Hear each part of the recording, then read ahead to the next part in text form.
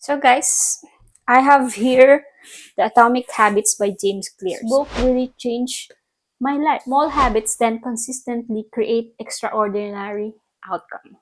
Let's talk about it.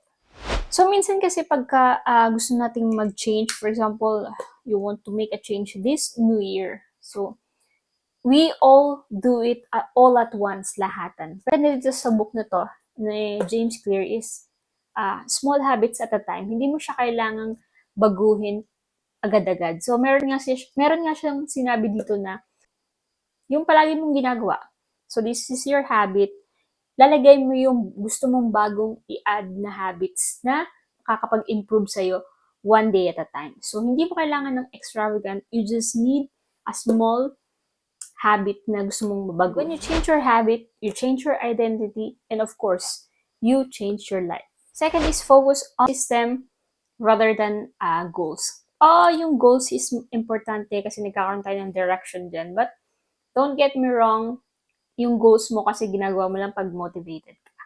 So, pagka meron ka ng sistema doon sa mga bagay na gusto mong gawin, ginawan mo siya ng system, kung paano mo siya gagawin, mas malaki yung chance mo na ma-push yung pag-a-add mo ng habits to change your life. Yung environment beats motivation. So, kung i-design mo yung environment mo na parang maging healthier or kaiwas ko dun sa old habits na gusto mong palitan, is mas maganda. For example, gusto mo na bawasan na uminom ng alak.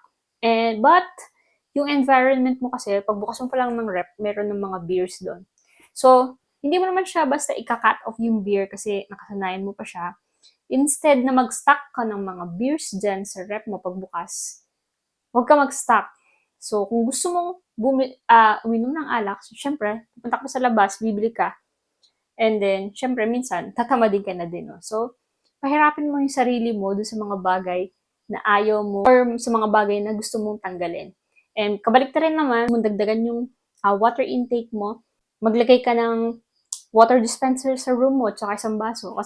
Kasi ang automatic response mo niyan, pag gising mo, may baso, may tubig, and then ang tendency mo, mas malakas yung tendency mo na uminom agad ng tubig pagkagising. So make your environment design the way you want to make the change. So if you want more learning about the Atomic Habits, suggest you get the copy of this. Sobrang worth.